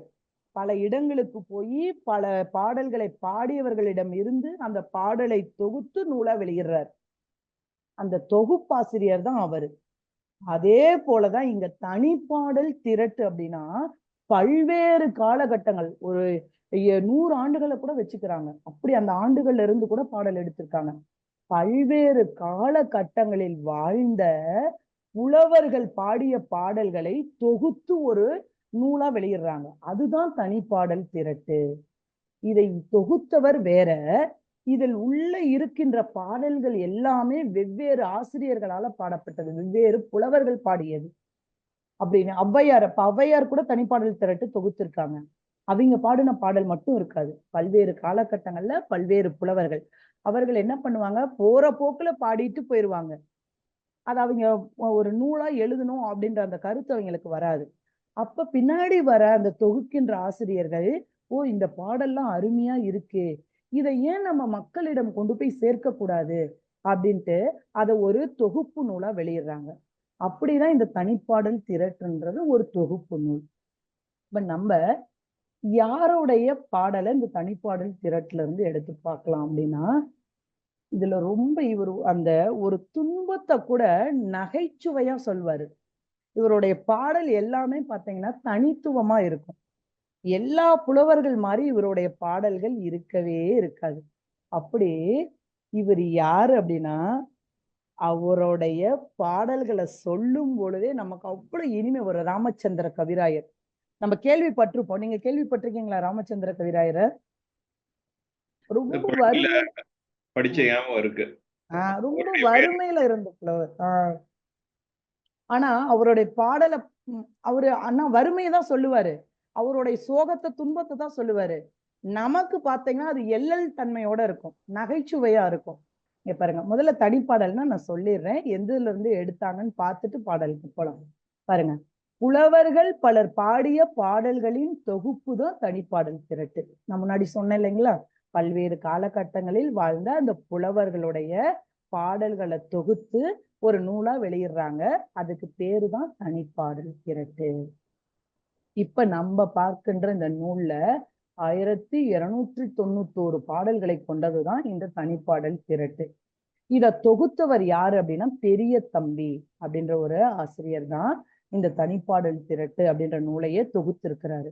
அந்த புலவர்கள் பாடின பாட்டெல்லாம் எடுத்து ஒரு நூலா பங்கிட்டு பின்னாடி வர சந்ததியினர் இதை படிச்சு தெரிஞ்சுக்கிட்டும், இப்படியெல்லாம் புலவர்கள் வாழ்ந்தார்கள்னு தெரியட்டும் அப்படின்றதுக்காக கொடுத்திருக்கிறாரு. அடுத்து, துன்பத்தையும் நகைச்சுவையோடு பாடுவதில் வல்லவர் தான் யாருன்னா ராமச்சந்திர கவிராயர். இவரு தொண்டை நாட்டு ராசநல்லூர் அப்படின்ற ஊர்ல தான் பிறந்தாரு. சென்னையிலையும் சில காலம் வாழ்ந்தாரு. ஆங்கிலேயர்கள் ஆட்சி செய்யும் பொழுது அங்க அவைகள்ல இவரு ஒரு புலவரா வாழ்ந்தாரு அப்படின்ற ஒரு வாய்வழி செய்திகள் இருக்கு. இவருடைய நூல்கள் பாத்தீங்க அப்படின்னா சாகுந்தலை விலாசம், தாருக்கா விலாசம், ரங்கோன் சண்டை நாடகம், ரணிய வாசகப்பா, இதெல்லாம் நாடகம் சார்ந்த நூல்கள். இப்ப நாடக நூல்கள்னா நமக்கு தெரியும்.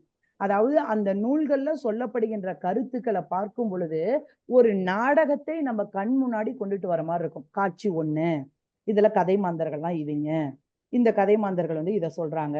இப்ப மணிமேகலை பார்த்தீங்கன்னா ஒரு பசிப்பினி போக்கிய பாவை அப்படின்ற ஒரு தலைப்புல ஒரு நாடகமா ஒரு 3 காட்சி எடுத்து கொடுத்துருவாங்க. குழந்தைங்களால நிறைய படிக்க முடியாது அப்படின்றதுனால இப்ப காட்சி 1ல இப்ப மணிமேகலை என்ன பண்றாங்க, மணிப்பல்லவ தீவுக்கு கூட்டிட்டு போறாங்க. அங்க யாரெல்லாம், இடம் மணிப்பல்லவ தீவு, கதை மாந்தர்கள் யார் யாரு, மணிமேகலை, மணிமேகலா தெய்வம், தீவத்திலகை, அப்ப முன்னாடியே காட்டிடுவாங்க. இப்ப நம்ம நாடகம் பார்க்கும் பொழுது பார்த்திருக்கலையே, இப்ப சீரியல்ல என்ன பண்றாங்க, அதோடைய நாடகத்தின் பெயர் வரும், அப்புறம் நடித்தவர்கள் யார் யாரு. இப்ப நம்ம படம் பார்க்கும் பொழுதும் அப்படித்தானே வருது, இவங்கெல்லாம் பாடல் எழுதியிருக்காங்க, இவங்கெல்லாம் நடித்திருக்காங்க, அப்ப வசனம் இவங்க, திரைக்கதை இவங்க, அப்ப அதெல்லாம் காட்டுறாங்க இல்லைங்களா. அப்ப அதை பார்க்கும் பொழுது நம்மளுக்கு மனதுல நல்லா பதியும். அப்படி ஒரு நாடக பாங்கில் நூல்களை இயற்றுபவர்களை தான் நம்ம இந்த இடத்துல அந்த இப்ப நம்ம சொல்றோம் இல்லையா, ரங்கோன் சண்டை நாடகம் அப்படின்னா அந்த ரங்கோன் சண்டையை ஒரு நாடக பாங்குல நம்மளுக்கு சொல்லியிருப்பாரு. இப்படி நாடக பாங்கில் நூல்களை இயற்றியவர் இவர். பெரும்பாலான நூல்கள் பார்த்தீங்கன்னா நாடக பாங்குல தான் இருக்கும். இவருடைய பாடல்களை தான் நம்ம தனி பாடல் திரட்டு அப்படின்றது வந்து கொடுத்துருக்காங்க. கவனிங்க, இந்த பாடலை பார்க்கும் பொழுது உங்களுக்கு பழைய பாடல் ஒண்ணு ஞாபகம் வரும். என்ன பாடல்னு சொல்லுங்க, சரிங்களா? பாருங்க.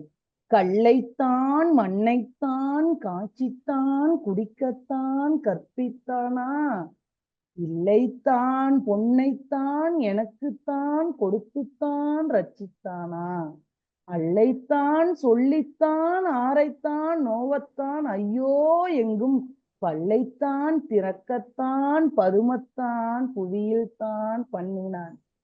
அடுத்து பாருங்க. வணக்கம் வரும் சில நேரம் குமர கண்ட வலிப்பு வரும். இவ்வளவு அழகா சொல்லுவாங்க. வணக்கம் வரும் சில நேரம் குமர கண்ட வலிப்பு வரும் சில நேரம், வலிய செய்ய கணக்கு வரும் சில நேரம், வேட்டை நாய் போல் கடிக்க வரும் சில நேரம், கயவர்க்கெல்லாம் இணக்கம் வரும்படி தமிழை பாடி பாடி எத்தனை நாள் திரிந்து திரிந்து உழல்வேன் ஐயா, உனக்கடலே அருக்கடலே அசுரரான புரைக்கடலை வென்ற பரங்குன்றுள்ளானே அப்படின்னு சொல்றாரு. ஆனா இத நம்ம கேட்கும் பொழுது எல்லல் தன்மை வரும். இவருப்பா என்னடா வரும்போது எல்லாமே இயல்பு சொற்களே சொல்றாரு, கல்லைத்தான் மண்ணைத்தான் காட்டித்தானே சொல்லிட்டு இருக்கிறாரு. ஆனா நமக்கு எல்லல் கொடுக்கிறது, சொல்லும் பொழுதே சிரிப்பு வரக்கூடியது.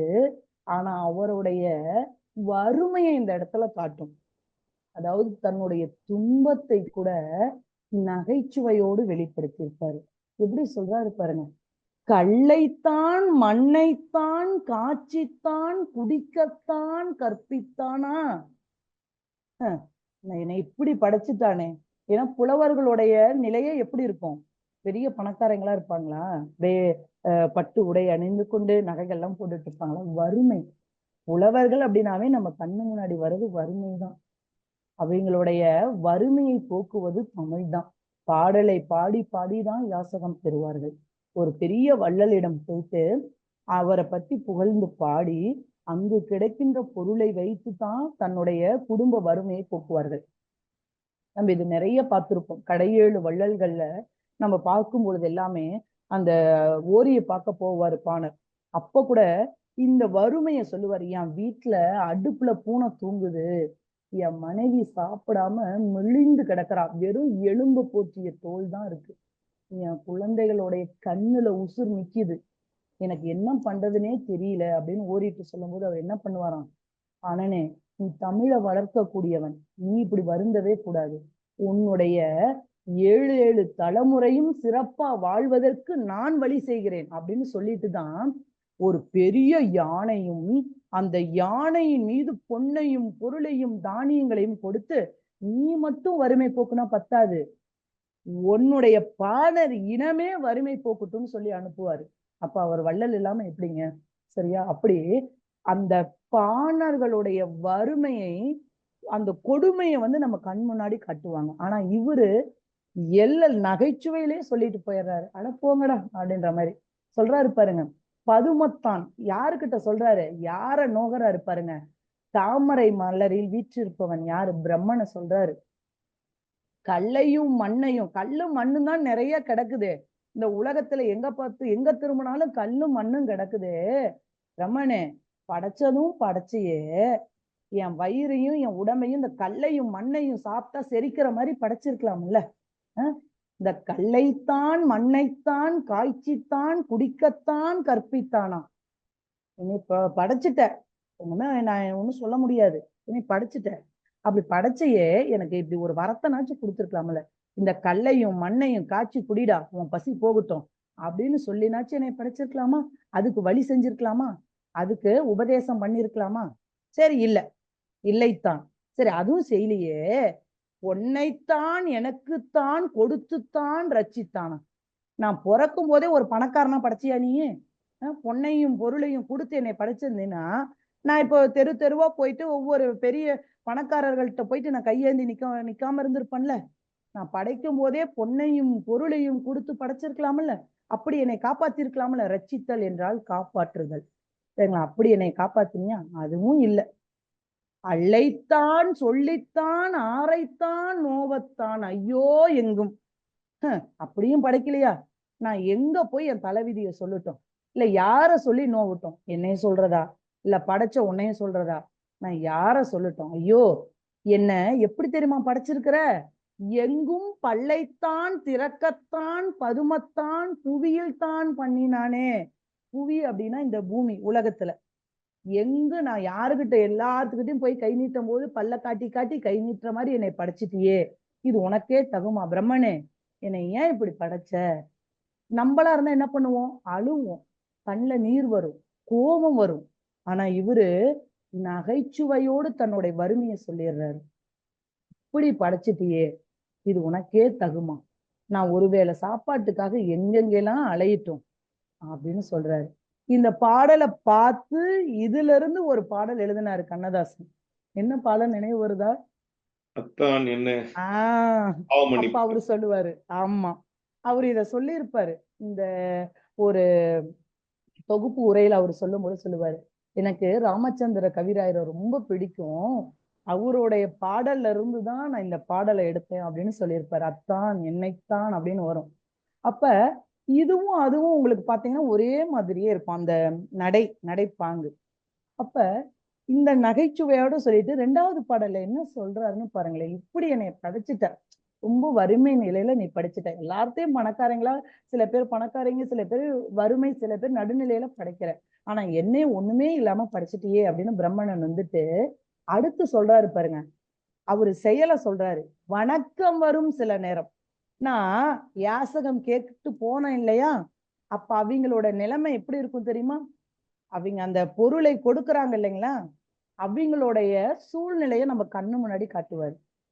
நான் போய் ஐயா அப்படின்னு தமிழ அவரை பெருமையை பாட ஆரம்பிக்கிறதுக்கு முன்னாடியே நாங்க போய் நிக்கும் போதே என்ன தெரியுமா நடக்கும் சொல்றாரு கடவுள்கிட்ட. வணக்கம் வரும் சில நேரம். சில மனிதர்கள் என்ன பண்ணுவாங்க, ஐயா வாங்க வாங்க, ஏன்னா புலவர், தமிழ் பண்டிதன், அதை நினைச்சு சில பேரு வணக்கம் சொல்லி வரவேற்பாங்க. அப்படி மனிதர்களும் இருக்கிறாங்க. அடுத்து சொல்றாரு பாருங்க, குமரக்கண்ட வலிப்பு வரும் சில நேரம். அதாவது வலிப்பு நோயின்னு சொல்லுவோம் இல்லைங்களா, அதுல குமரக்கண்ட வலிப்புன்றது ஒரு வகை அப்படின்னு சொல்றாங்க. அதாவது நம்ம யாரையாவது பார்க்க, நம்மளுக்கு வேண்டாதவர்கள்ட்ட என்ன பண்ணுவோம், முகத்தை அப்படின்னு திருப்பிப்போம். நம்மளுக்கு ஆவாதங்களை பார்க்கும் பொழுது சே வந்துட்டானா அப்படின்னு மூஞ்ச திருப்போம் இல்லையா, அததான் இவர் சொல்றாரு, என்னைய பார்த்தோன்னே அவங்களுக்கு குமரக்கண்ட வலிப்பே வந்துருது, சரியா? மூஞ்ச கோணிக்கிட்டு திருப்பிக்கிறாங்க, பாரு என் நிலைமைய அப்படின்னு சொல்றாரு. குமர கண்ட வலிப்பு வரும் சில நேரம். அடுத்து இன்னும் மேல போய் இன்னும் சில பேர் இருக்காங்க, எப்படி தெரியுமா? வலிய செய்ய கணக்கு வரும் சில நேரம்.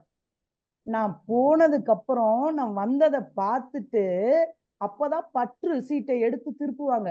என்னமா இது வரைக்கும் கணக்கு பார்க்காதவங்க இப்பதான் அந்த கணக்கு நோட் எடுத்தா இவங்களுக்கு இவ்வளவு கொடுத்துருக்கீங்களா, இன்னும் எங்க இந்த காசெல்லாம் வரல, என்னைய அந்த இடத்துல நிராகரிப்பதற்காக கணக்கு நோட்டை எடுத்து சில பேர் அப்பதான் பெறட்டுறாங்க, எனக்கும் அது வருத்தத்தை தருது அப்படின்னு சொல்றாரு. அதான் வலிய செய்ய வேணும்னே அதை செய்யறாங்க அப்படின்னு சொல்றாரு. வலிய செய்ய கணக்கு வரும் சில நேரம். சரி, அடுத்து இன்னும் எப்படி தெரியுமா இருக்காங்க இவங்கனாச்சும் பரவாயில்லைங்க, முகத்துல முகபாவனையோட கட்டிட்டு போயிடுறாங்க. வேட்டை நாய் போல் கடிக்க வரும் சில நேரம். என்ன பண்றாங்க, வண்டியா போ, இங்க நிக்காத போ அப்படின்னு நாய் எப்படி குறைக்குமோ அப்படி எங்களைய துரத்துறாங்க அப்படின்னு சொல்றாரு. சில பேர் என்ன பண்றாங்களாம், வேட்டை நாய் போல் கடிக்க வராங்க. இப்படியாப்பட்ட கயவர்களுக்கெல்லாம், இந்த வேண்டாதவர்கள், கயவர்கள்னா திருடர்கள் அப்படின்னு சொல்லுவோம் இந்த இடத்துல, இப்படியாப்பட்ட இரக்கமே இல்லாத மனதை கொண்டவர்களுக்கெல்லாம் அவங்க மனதுக்கு இணக்கம் வரும்படி, அவங்க மனதும் கரையும்படி தமிழை பாடி பாடி எத்தனை நாள் திரிந்து திரிந்து உழல்வேன் ஐயா, இன்னும் எத்தனை நாள் தான் என்னை இப்படியே வைக்க போற, இன்னும் இவ்வளோ பேர்த்தையும் என் வாழ்நாள் முழுவதும் நான் இறக்குற வரைக்கும் நான் இப்படிதான் இருக்கணுமா? நம்ம இத படத்தெல்லாம் பாத்தீங்கன்னா இந்த வாக்கியத்தை தான், இந்த கருத்தை அப்படியே மேலோட்டமா காமெடியா சொல்லிட்டு போயிடுறாங்க நகைச்சுவையோடு. அதாவது இவ்வளவு நாள் நீங்க ஜாதகம் பார்க்க போகும்பொழுது பாக்குற மாதிரி, இவ்வளவு நாள் இவ்வளவு கஷ்டப்பட்டுட்டேன், இனிமேல்னாச்சும் நான் நல்லா இருக்கணும், நீங்க 45 வயது 50 வயது வரைக்கும் இந்த கஷ்டத்தை படுவீங்க அப்படின்னு சொல்ற மாதிரி ஒரு நகைச்சுவையில இதை சொல்றாங்க. அதுக்கப்புறம் நான் நல்லா இருப்பேன், அதையே உங்களுக்கு பழகிருங்க அப்படின்னு சொல்லுவாங்க. ஆனா அது கருத்து பொறிந்ததுதான், தத்துவம் தான். ஆனா நம்ம என்ன பண்றோம், நகைச்சுவையோட சொல்லிட்டு போயிடும். அப்படி சொல்றாரு.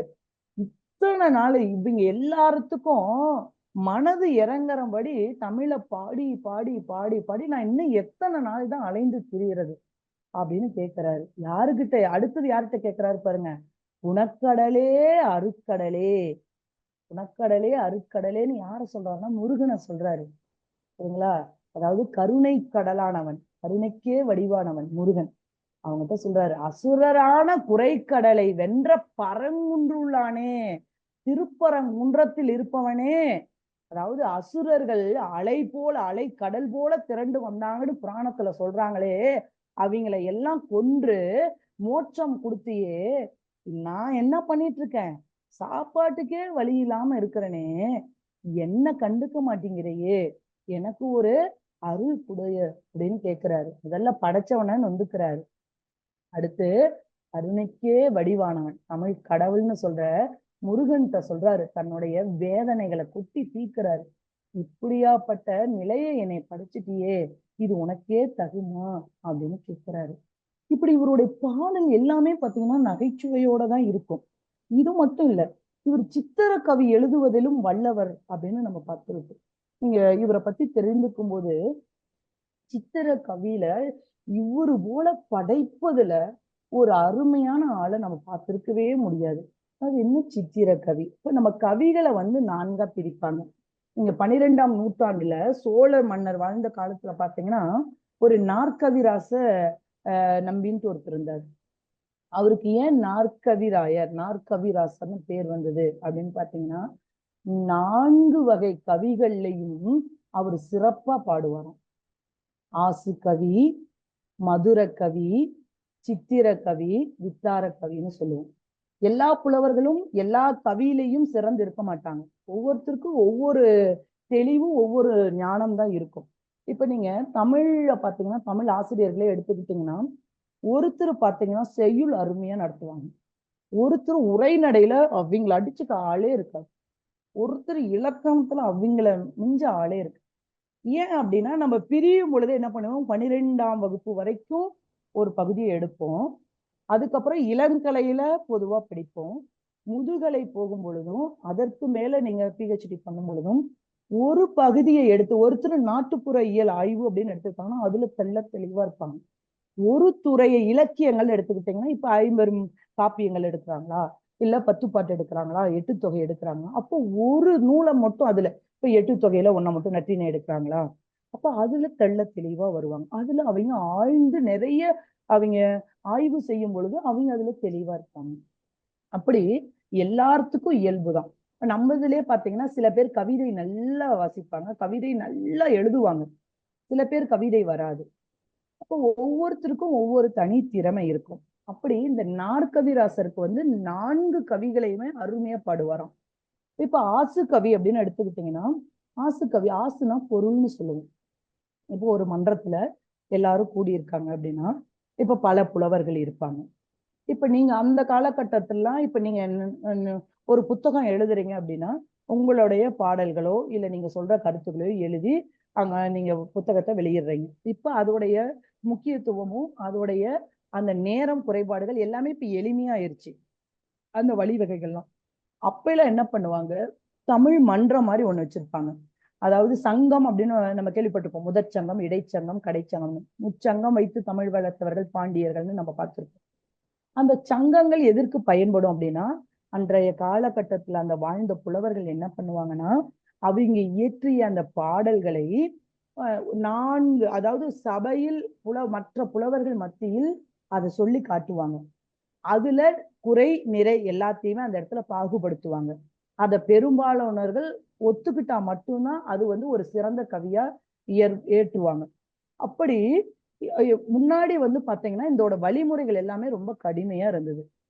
அப்ப இந்த புலவர்கள் வந்து ஒவ்வொரு கவினா பாடல்கள், கவிதைகள் அப்படின்னு சொல்லுவோம். தூக்கு, கவிதை, பாடல், பாட்டு, இது பல பெயர்கள் இருக்கு. அப்படி ஒவ்வொரு புலவர்களும் ஒவ்வொரு கவியில சிறந்து விளங்குவாங்களாம். இப்ப ஆசு கவி அப்படின்னு சொன்னா ஒரு பொருளை இப்ப காட்டுறாங்க. இப்ப ஒரு புலவர் வந்து எங்க இந்த பொருளை பார்த்து பாடு அப்படின்னா அடுத்த நிமிஷத்துல அதை பத்தி பாடுவாங்களாம். அவங்களதான் ஆசு கவி அப்படின்னு சொல்லுவாங்க. ஒரு பொருளை காட்டுன உடனே அந்த பொருளை பத்தி ஒரு பாடல் எழுதுவாங்க. அவங்களதான் ஆசு கவி, கவியிலேயே சிறந்தவர்கள்னு சொல்லுவோம். அடுத்தது பாத்தீங்கன்னா மதுர கவின்னு சொல்லுவாங்க.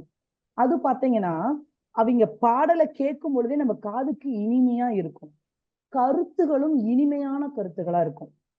காதுக்கும் கருத்துக்கும் இனிமை கொடுக்கறவங்களதான் நம்ம என்ன சொல்லுவோம்னா மதுர கவி. மதுரம் அப்படின்னா தேனுன்னு சொல்லுவோம். தேன் போல இருக்குதுடா, நீ பாடுற பாட்டு அப்படியே தேன் போல காதுல வந்து பாயுது அப்படின்னு சொல்றோம் இல்லைங்களா, அவங்கள மதுர கவி அப்படின்னு சொல்லுவோம். சித்திர கவி அப்படின்னா என்னன்னா சொல் அணி வைத்து பாடுபவர்கள். அணி என்றால் அழகு. ஒரு செய்யுள்ள ஒரு கவிதையில சொல்லணி மிகுத்து பாடுபவர்களை தான் சித்திர கவின்னு சொல்லுவோம். சொற்கள் அவங்க தொடுக்கின்ற சொற்களில் அழகு நிறைந்து இருக்கும். சொல்லும் பொழுதே அழகா, இப்ப நம்ம பார்த்தோம் இல்லைங்களா ராமச்சந்திர கவிராயர் பாடல் பார்க்கும் பொழுது ஒவ்வொரு சொற்களையும் முடியும் போது பாருங்க ஒரே இயைபு சொற்கள்ல முடியும். அந்த சொற்களை கேட்கும் பொழுது இன்னொரு முறை படிக்கணும்னு தோணும்.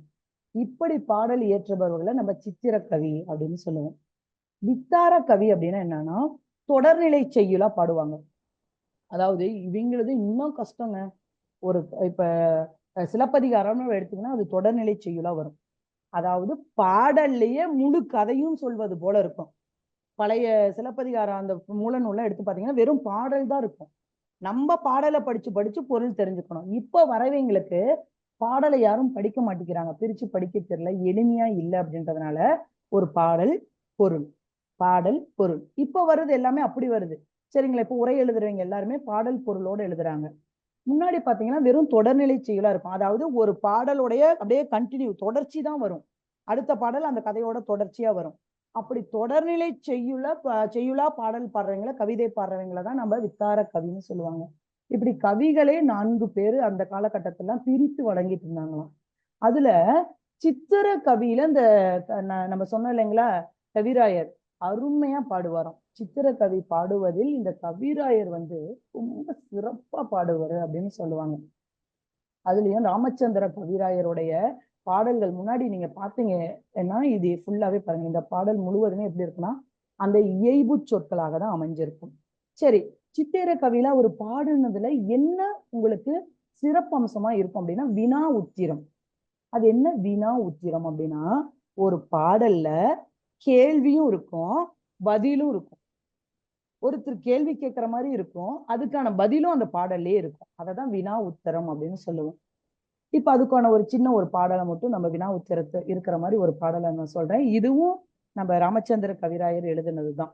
இப்ப நம்ம நாற்கவிரச கவிராயர்னு சொன்னது, அவரு 4 கவியிலையும் சிறப்பா இருப்பாரு. அவரு சோழ ஆட்சி செஞ்சப்ப 12ஆம் நூற்றாண்டுல வாழ்ந்தவர். அப்படி ஒரு கவிஞர் இருந்தாரு அப்படின்றத நம்ம சொல்றோம். 4 கவியிலையும் சிறந்து இருந்தவர்னு.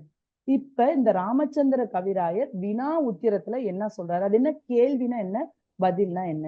இந்த பாடலை பாருங்களேன். இதுல கேள்வியும் இருக்கு, பதிலும் இருக்கு. இதுக்கான ஒரு கதை இருக்கு.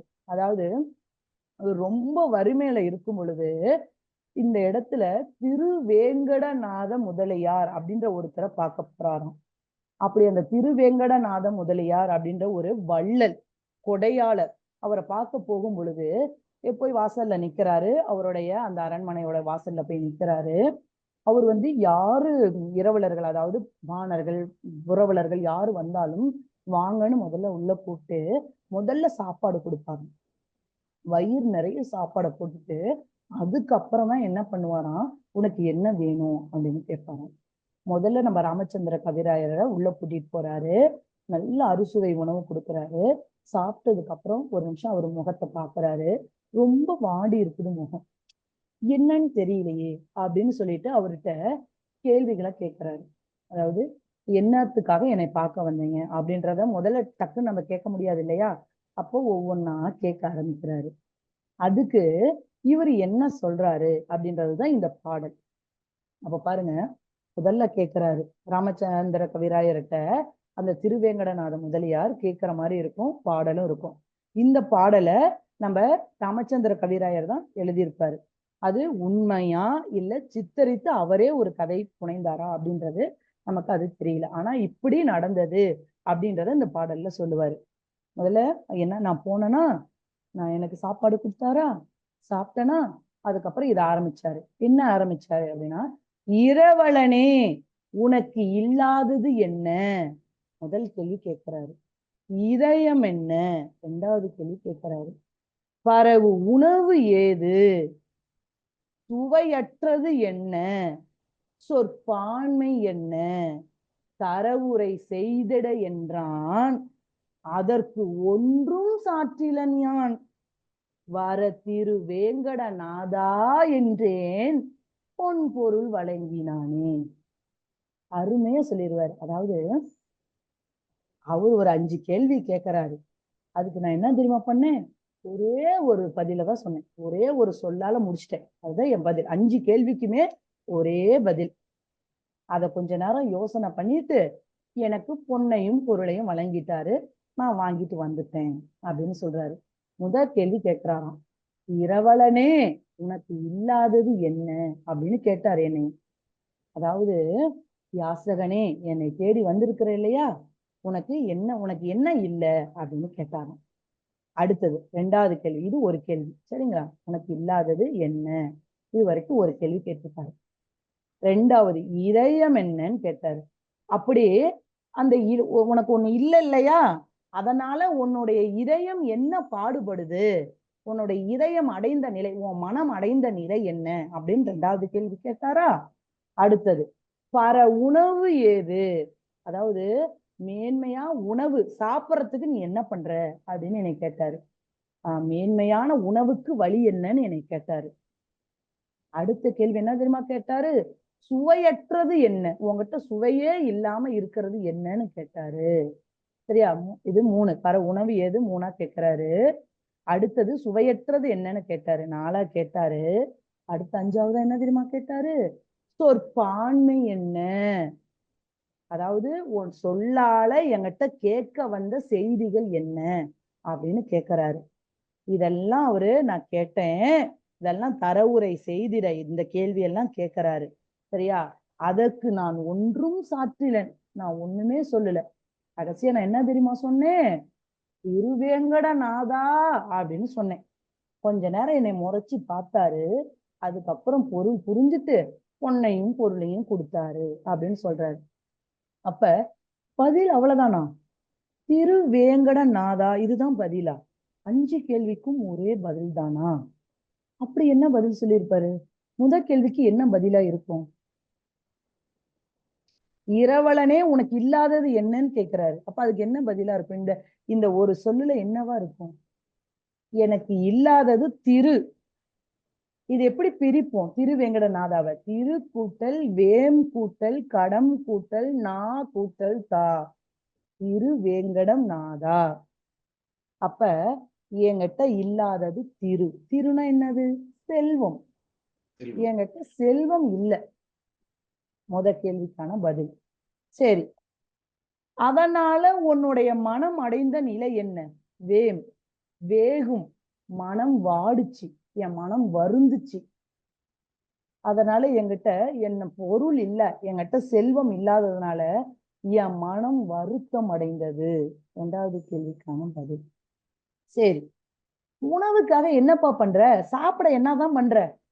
மேன்மையான உணவுக்கு நீ என்ன பண்ற? கடன் தான் வாங்குறேன். கடன். மற்றவர்கள்ட்ட இடம் தான் வாங்கி பயன்படுத்துறேன். கடன் தான் வாங்குறேன். கடன் முடிஞ்சிருச்சு. மற்றவர்களிடம் வாங்குதல். சரி, அடுத்தது கேட்கிறாரு. சரி, கடன் வாங்குறியா? உங்ககிட்ட சுவையே இல்லாம இருப்பது என்னதான்? என்னத்த சொல்ல, நாக்கு தான் சுவை இல்லாம இருக்கு. நல்ல அறுசுவை உணவு இல்ல. அதனால என் நாக்கு தான் சுவையற்று கிடக்குது. நாக்கு தான் ஐயா சுவை இல்லாம கிடக்குது அப்படின்னு சொல்றாரு. சரி, இப்ப எதுக்காக என்னை பார்க்க வந்திருக்கிற? என்னை தேடி வந்ததுக்கு ஒரு காரணம் இருக்கும்ல. எதுக்காக வந்த அப்படின்னு கேட்கிறேன். தா, ஏதாவது கொடுத்து உதவு. பொருளும் பொன்னையும் பொருளையும் நீ கொடுப்பேன்னு தான் வந்திருக்கிறேன். ஏதாவது கொடு. தா என்றால் கொடு. ஒரு எழுத்து ஒரு மொழி சொற்கள்னு பார்த்தோம் இல்லைங்களா? அது இனிமேல் 42 இருக்குது. சொல்லி இலக்கணம் பார்க்கும் பொழுது பார்ப்போம். அப்படி ஓரெழுத்து ஒரு மொழி சொற்களுடைய அந்த தா என்றால் கொடுன்னு அர்த்தம். ஏதாவது கொடுத்து என்னை காப்பாத்துப்பா அப்படின்னு சொல்லுவாரு.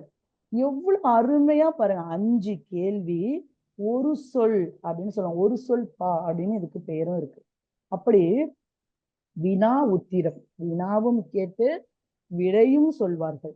இதுல இந்த சித்திர கவியில வினா உத்திரம் அப்படின்றது மிகவும் அருமை வாய்ந்தது. இதுல இவரு தெள்ள தெளிவா இந்த கேள்வியையும் பதிலிலும் சொல்வது இவரு வல்லவர் அப்படின்னு சொல்லுவாங்க. இப்படி இவர் கற்பனையா இந்த பாடல் எழுதினாரா இல்ல உண்மையிலேயே இது மாதிரி ஒரு நிகழ்வு நடந்ததா அப்படின்றது தெரியல. ஆனா இப்படி ஒரு பாடலை எழுதி இதற்கான விளக்கத்தையும் சொல்றாரு. அப்படி பாடல் அந்த காலகட்டத்துல கவிதைகள் எழுதுவது என்பது அவ்வளவு சுலபம் அல்ல. இப்ப நம்ம நினைத்தவங்க எல்லாம் என்ன, தடி எடுத்தவங்களாம் தண்டல்காரன் அப்படின்ற மாதிரி எல்லாருமே கவிதை எழுத ஆரம்பிச்சிட்டோம். எனக்கு என்ன தோணுதோ நான் ஒரு கவிதை எழுதுறேன். அதுக்கு நான் எதையுமே போடுறது இல்லை, எந்த முறையுமே பார்க்கறது இல்லை. அப்ப எல்லாரும் அவங்க மனம் போன போக்குல கவிதை எழுத ஆரம்பிச்சிடறோம். ஆனா மரபு கவிதைகள் எல்லாமே ஒரு முறைப்படிதான் இருக்கும். இப்படிதான் எழுதணும், இப்படி எழுதுனா அவங்களுக்கு இந்த பெயரு, இதுல இவங்க சிறந்திருப்பாங்க அப்படின்னு சொல்லுவாங்க. அப்படி இந்த ராமச்சந்திர கவிராயர் பெரும்பாலும் இவருடைய பாடல்கள் பார்த்தீங்க அப்படின்னா படிப்பவர்களுக்கு இனிமையை தூண்டக்கூடியதா இருக்கும். இவருடைய பாடல்கள் எல்லாத்தையுமே நம்ம தனிப்பாடல் திரட்டுல இருந்துதான் எடுக்க முடியும். அத்தனை பாடல்களுமே இவருடைய தனி நூல் இல்லை, பின்னாடி வந்தவங்க தான் இவருடைய பாடல்களை தொகுத்திருக்காங்க. இவருடைய செய்திகள் எல்லாம் கூட வாய்வழி செய்திகளாக தான் இருக்கு. முழுமையா இது சரியா அப்படின்றத நம்மளால எடுத்து பார்க்க முடியல. இப்படியும் புலவர்கள் வாழ்ந்தார்கள் அப்படின்றத இது போல பாடல்கள் பார்க்கும் பொழுதுதான் நம்மளால தெரிஞ்சுக்க முடியுது. சரிங்களா? இதை நீங்க பாருங்க. இது போல நம்ம இன்னும் தனிப்பாடல் திரட்டுல இன்னும் என்னென்ன புலவர்கள் இருந்தாங்க, எப்படி வாழ்ந்தாங்க அப்படின்றத ஒவ்வொரு வகுப்புலையும் நம்ம பார்க்கலாம். சரிங்களா?